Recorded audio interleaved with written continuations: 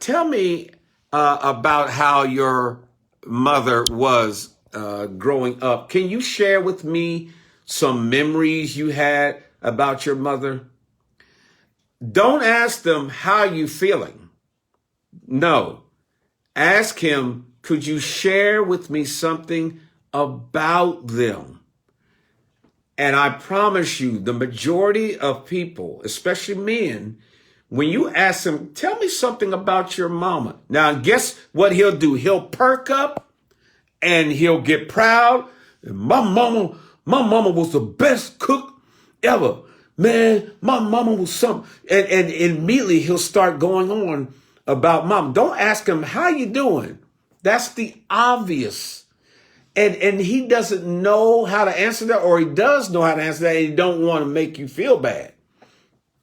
But what I found therapeutic, this is therapeutic, is for the man to go on about the person. Tell me about your daddy.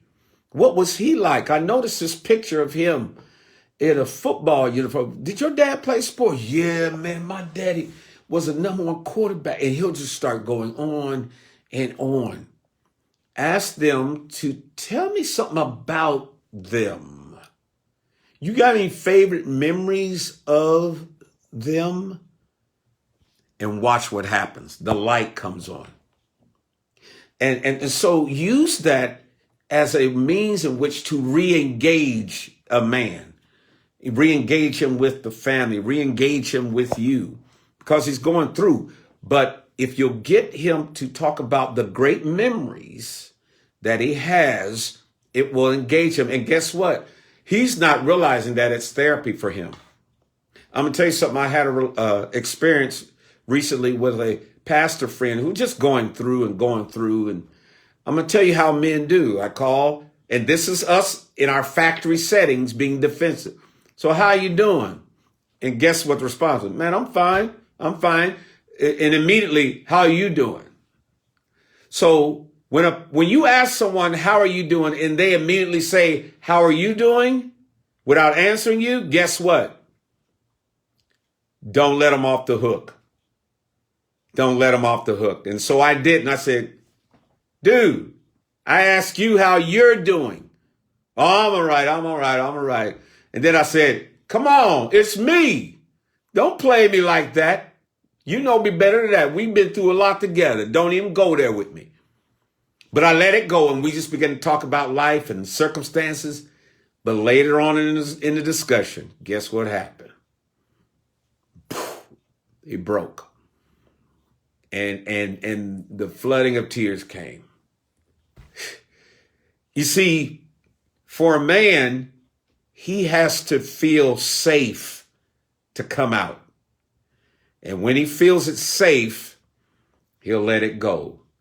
So I want you to see what happened. So I engaged him, but I didn't keep digging. I just let it go, and we just began to flow. But as we flowed and just talk about life, then he felt the freedom to go on and let it all out. And I mean, just crying.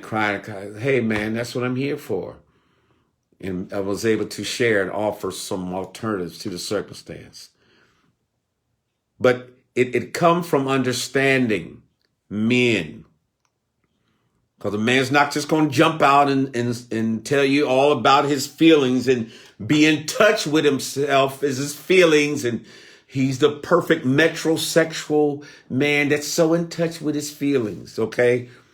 His factory settings say protect and defend and secure. So I can't be worried about my feelings because I've got to have my head on the swivel and I got to protect everybody else. But he's just waiting for a moment when the atmosphere is safe, when he could come out and let it all go in that safe environment. So I want to just give you two things to help that will be therapeutic. Get them to talk about the loved one. Tell me something about them that I don't know. Oh, you didn't know that? And watch them lighten up all of a sudden, get engaged. Don't ask, How are you doing? Don't pat him on the back, say it's going to be all right. Those are the words he's used to saying. So it's not going to feel right coming back at him because I'm supposed to be the fixer. But tell me about your loved one and let them talk. And then just engage in life discussions. Because guess what? He's feeling you out. He's feeling you out to see if is it safe? Can I come out and let my sword and my shield down for a moment? That's all he wants to do. Can I let my sword and shield down and let it all go? And then when I'm done, wipe my eyes and pick my sword and shield back up. I hope that helps you understand men, understand our factory settings, and understand ways in which to engage men in things that would be therapeutic for them. And I hope that in the near future, God will give you grace and strength when grief does come your way. It's all right to grieve. Jesus was acquainted with grief. It's a part of our human legacy. But also know that there's a way to deal with grief so that it doesn't pop up on you 10 years later over something you should have grieved over 10 years before. But we can be fully actualized as human beings and learn how to deal with the grief hurdle so that we can continue running this race, this thing called life.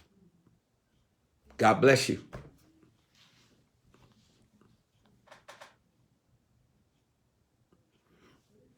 I don't know if anyone has any questions.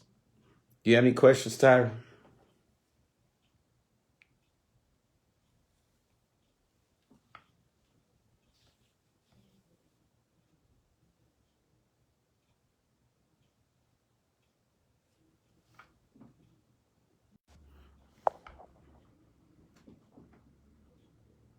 I can't hear you. Can you? I think you're muted.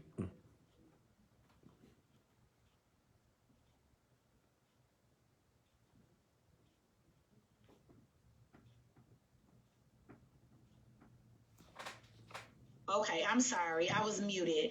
Okay, so we do have not so much questions, but we do have a young lady on here who was joining us because she has sons. She has two sons, and she felt like this would be helpful for her in helping them. The oldest son that she lost, he was 15, and so she has a 112 and 18-year-old who are also boys. Do you have any advice that you can give her or assistance you can give her? And Shay, do you have any questions for Bishop Trout?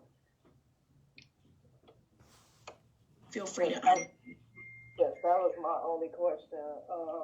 How do I help my boys? They 17 and 14, and they try not to talk about it, but I know it's affecting them because they put up certain posts on social media. Exactly. And so they're already displaying, like I said, what are called factory settings in being a man. So you need to recognize that there may be a part of them that wants to somehow even protect you as a mother. So sometimes a young child will try to take on the role of a parent or a man, even though they're young, and think that they need to be that for you. But as I said, what's therapeutic is actually talking about the individual and sitting down and laughing and sharing some memories that would also bring up good feelings connected to them so that we don't have to walk around on eggshells about saying their name. So doing something like that, for men, activity is important. So For them, sometimes making a memorial for the individual is therapeutic. So for the boys, maybe you do some type of activity that allows them to memorialize their brother. If their brother was into sports or whatever, maybe we can create something and frame it that expressed our brother. Maybe some kind, you know how they do vision boards? Maybe we do a vision board of our brother. And let's find some things that we can cut out that expressed our brother. So that it doesn't have to be the taboo subject around the home. Let's go on and engage it, but let's talk about some of our great memories about him. What do you remember the most about him?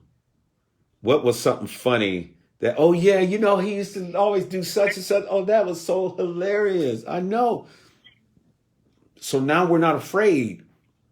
It's okay. So for you as mom, let's get them to engage. Don't ask them how they're feeling. Just bring up something about them. You know, remember when blah, blah, blah used to do blah, blah, blah. Wasn't that funny? And so now we're not afraid. It's okay, especially if mom's not afraid to talk about it. And you know what? We might cry in the midst of that, but that's therapeutic also. And it's better to get them through that now than later in life. I'm gonna tell you.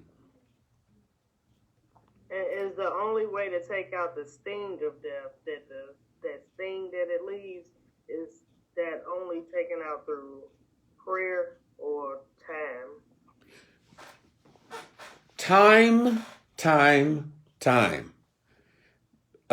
Prayer obviously gets you through the moment, but there's a part of grief that, you know, prayers basically connecting me to God. But time and time away from it allows us to get something between us and it. And many times, the more things you have between you and it buffers the pain. Life and moving on and doing things. And, you know, sometimes people feel like they're doing wrong by moving on. That like it's some kind of dishonor to the dead. But it is a dishonor to the dead if you don't move on. So actually, there's certain things, I'm not going to give you pie in the sky. It will take time. Words cannot do what only time can do. I've always wanted to give people the magic word, the magic bullet that would just be like, oh, I'm so glad you said that. That made me heal better. That never happened, ever. And I've been doing this over 40 years. No one ever came back to me and said, oh my God. Now I've had people thankful for the message that I preached at their funeral, but there's no magic word that will take pain away.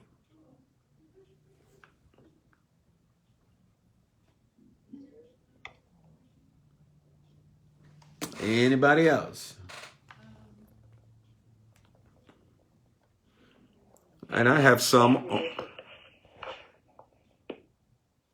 Somebody said, can you give us some great comforting words? Let me tell you something. Everybody knows those great comforting words. You know, God loved him more. And God came down and plucked one of his roses out of the garden. And he loved him more than us. And he's in a far better place than us here. I'm just telling you, none of that stuff works. Okay? And Tyra, you know, being in the funeral business, especially the words of the funeral director at the end of the funeral, and they have to get up and say those, you know. Yes. And our dear brother John, he took his sword and dug it into the sea of time. And we pray the angels of the Lord take him into their bosom. And he rides on the chariots of life into a far and greater and better place. I mean,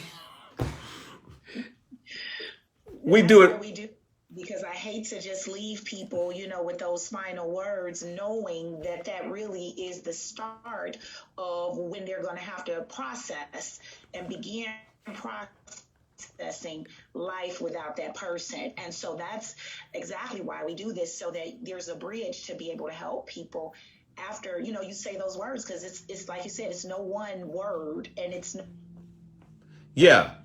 There are certain things. one set of words. Yeah. To be honest, sometimes, yeah. There are things So not to say, but there's no magic word. But there are some things I would tell folks don't say.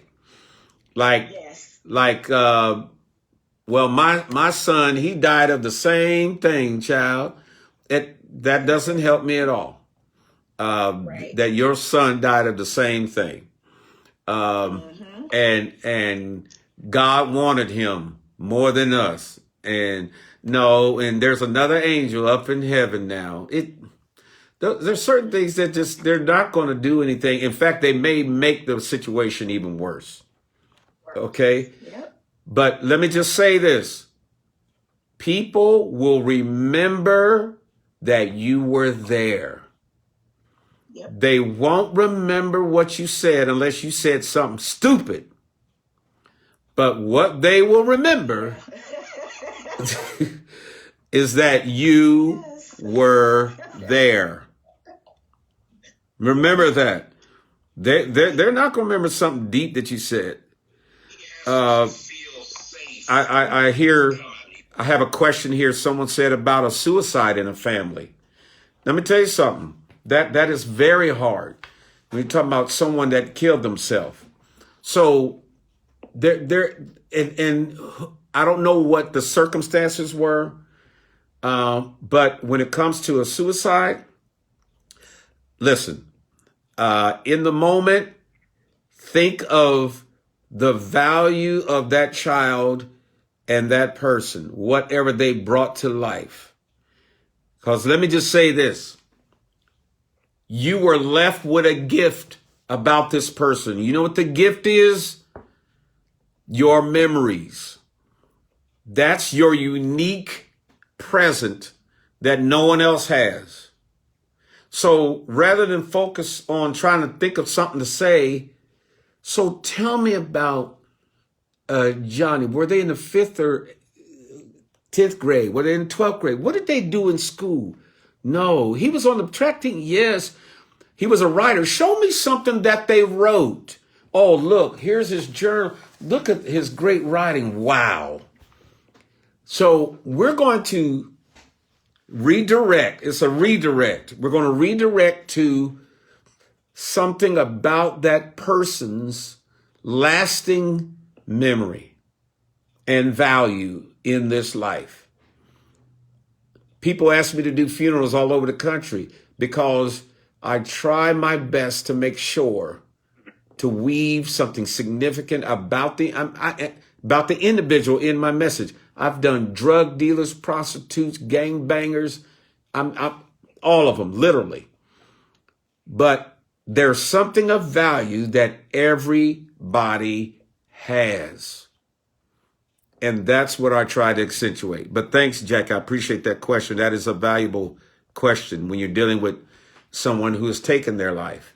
Let's focus on their life. Up to that point, let's focus on their life.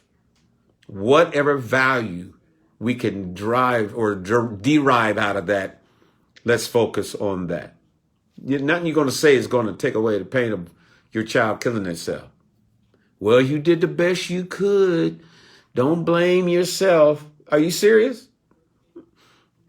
Listen, Dr. Rick Warren, the pastor of the mega church, Saddleback, wrote the purpose-driven book, made millions of dollars. His son killed himself. What are you going to tell him? This man was at the top of his profession, the pastor, 2 pastors. Nothing you can say, all of a sudden everything's going to be all right. Really? We're going to talk about what we do know and the life that they lived and what impact they made on us. Let's celebrate that. They like to swim. We're all going to go for a swim next week to celebrate Johnny's life. Johnny liked the Oakland Raiders. We're all going to get an Oakland Raider jersey. You see what I mean? We're going to celebrate that. Anybody else?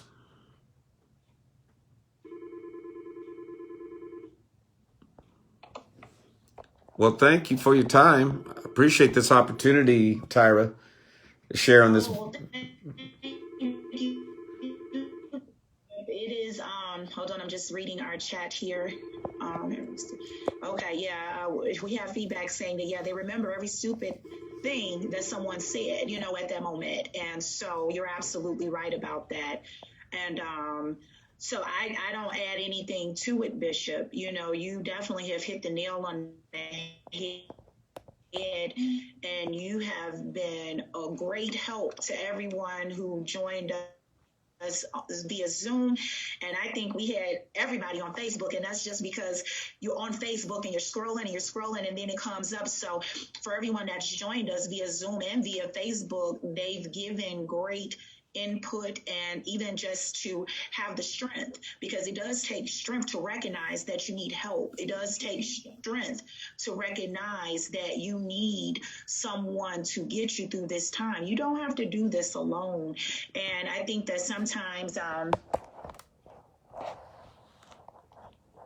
definitely with the African American community, there's a lot of stigma on counseling and reaching out and getting help. And so it takes strength, whether you're on Facebook or whether you're on the Zoom, to be here and be vulnerable and, let us come into your homes and to your phones and just be a resource. So I thank you guys for being here. And I thank you, Bishop, for your wisdom. I thank you for your time. And I thank you for just being a vessel to be able to help people in this arena, or whatever. And really in all that you do been a great shepherd. And so God bless you and thank you.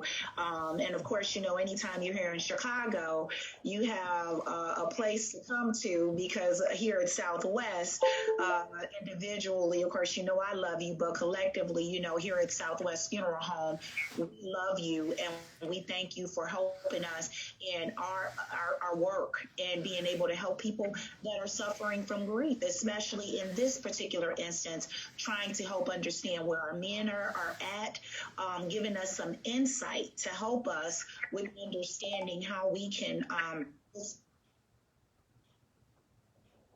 facilitate the journey, the grief journey with the guys and the men in our lives, and as they may be presented to us. It could be someone in a grocery store, but just to be able to understand better. So thank you. And, of course, we love you. God bless you. Thank you. Love you too. Thanks for the opportunity. Oh, thank you so much. I do want to thank everyone again that has joined us. However, this is Southwest Funeral Home and Cremation. If there's anything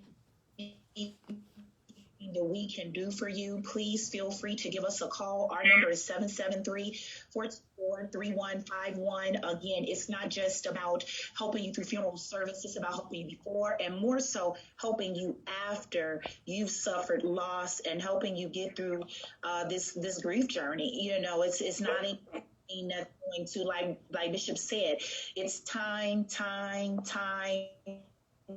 that will help to buffer, but depending on the relationship, it really may always just be a hole in your heart. And so we're here to hold your hand and we're here to help you however we can. So don't hesitate to call us. We do have additional resources. You can also reach out to Bishop. He's a vessel, so I'm sure he doesn't mind you all reaching out to him. Bishop, you can give them your information as well. Resources, which is www.southwestfunerallandcremation.com. Again, it is www.southwestfunerallandcremation.com. And I'm Tyra Watson. Again, feel free to pick up the phone because I'm also available. But Bishop, if you want to go ahead and maybe give them your information as well, those that don't have it. Sure. That's okay. So Yeah. they can reach out to you. Yes, of course, on Facebook, put my full name in, Joel David Trout.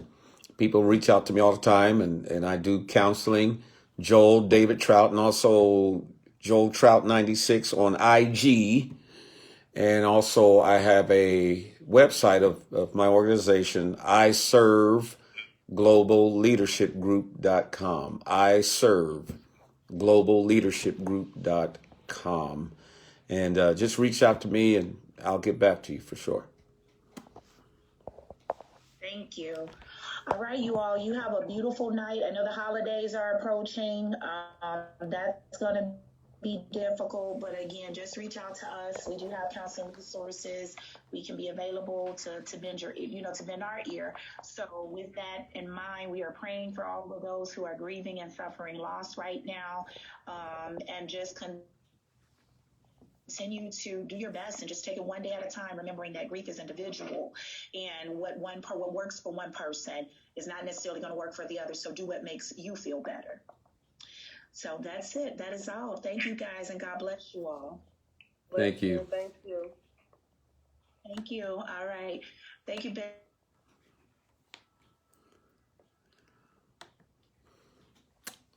So I hope you got something out of the chat there regarding grief and men in grief. If you are in grief, please reach out to me. I'll be glad to help you and assist you any way we can. There's a lot of grief to go around, more than enough grief to go around. It's crazy right now. So we are our brother's keeper, and we help each other. Men especially, we have unique needs and approaches to grief, and so you need to understand our factory settings as men is going to affect how we grieve, but we are grieving nonetheless. Take care. We love you, and I hope you have a great holiday season.